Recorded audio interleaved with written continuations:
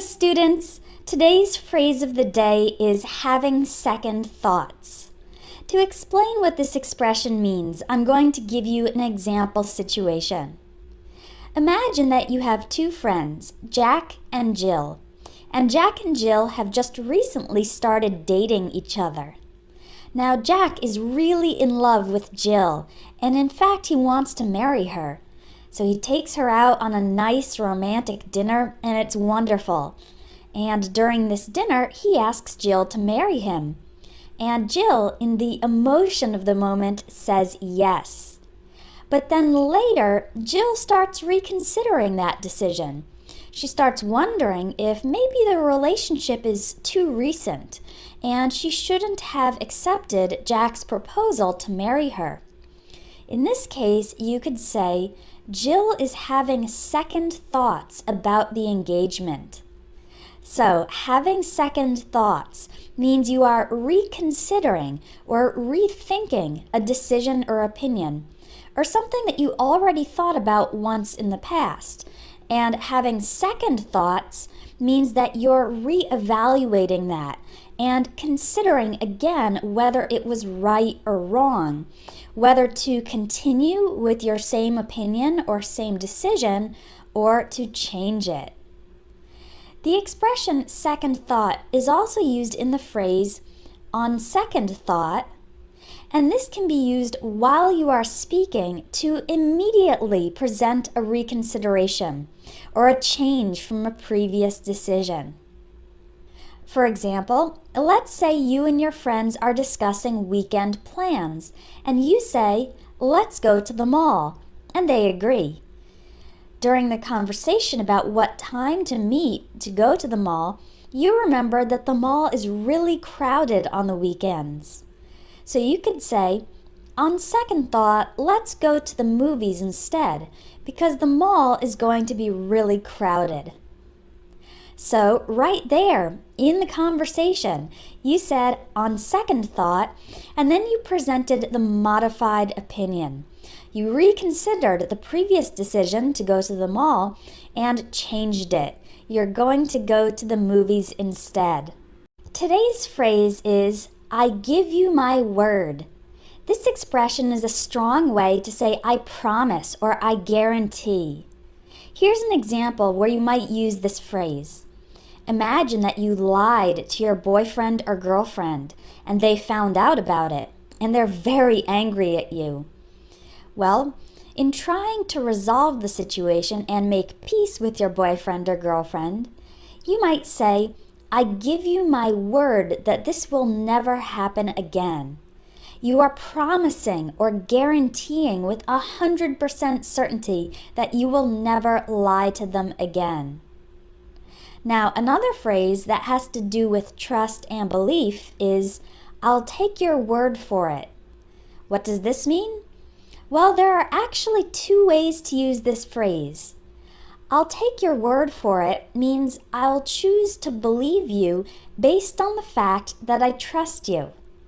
Now, if you say this phrase confidently and directly, then it means I really believe you. For example, if you're at work and you asked your coworker to check some calculations, and your coworker comes to you and says, "I checked the calculations and they're all correct. You can check them if you want." You can say, "No, that's okay. I'll take your word for it." This means I believe you when you say you checked the calculations and they are correct. But if you say, "I'll take your word for it" slightly differently, for example like this, "Well, I'll take your word for it," then this means you are skeptical. You don't really believe the person. Here's an example of using the phrase in this way. Imagine that you have a friend who really likes to do dangerous things, and this friend just went skydiving for the first time. And he's telling you all about his experience, and he says, "Skydiving is the most wonderful sensation in the world." Then you can say, "Well, I'll take your word for it." This means you accept what he's saying, but you don't completely believe him, and you don't want to experience the same sensation of skydiving yourself. I'm going to teach you the expressions out of shape and in bad shape. They seem similar, but there is a slight difference between them. If a person is out of shape, this means that person is not physically fit. They are weak, not strong. Maybe they are fat instead of thin and muscular. A person who doesn't exercise would be out of shape. The opposite is in shape. So if you exercise a lot and you're strong and you have good endurance, then you are in shape. Now, in bad shape is a little bit different. In bad shape means in bad condition. But when we use it for people, we often use it in the sense of injuries. For example, my friend Henry had an accident. He fell down the stairs. Afterwards, he was in pretty bad shape. He had a broken rib, broken wrist, and bruises all over his body. He had lots of injuries, so this is why we say he's in bad shape. He's in an injured and bad physical condition. We can also use the expression in bad shape to talk about when somebody is not in good condition emotionally, when they are very upset or emotionally agitated. For example, my friend Lisa just got divorced. She's in pretty bad shape, meaning she's not emotionally healthy right now. She's crying, she's angry, she's upset. She's emotionally in bad shape. We use the expression out of shape only to talk about people who are not physically fit. But the expression in bad shape can be used for people or for objects. For example, you could say, I have an old bike that's been in my garage for 20 years. It's in pretty bad shape. It needs some repairs. This means that the bike is in pretty bad condition, probably from staying in the garage for 20 years without being well maintained. The opposite of in bad shape, meaning in bad condition, is in good shape, meaning in good condition. So, for example, if you have a car that you've taken very good care of, you could say, I'm selling my car. It's in very good shape, meaning it's in very good condition. It's well maintained, it's functioning properly, and looks good. Have the time of your life. This expression means to have a wonderful experience that you enjoy very, very much. For example, my kids have always wanted to go to Disneyland.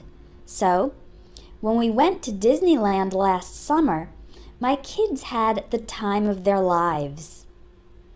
A similar expression is have a blast. Have a blast also means to have a wonderful, fun, enjoyable experience. For example, last weekend I got together with my friends and we had a blast watching silly comedy movies. It means we had fun, we enjoyed it, we had a good time. Had a good time is another way to describe an enjoyable experience. You can also use the phrase, have a good time, to wish that somebody will have fun, especially just as they are about to leave. I hope you're having a good time learning spoken English from my videos. Thanks for watching, and I'll see you in the next one.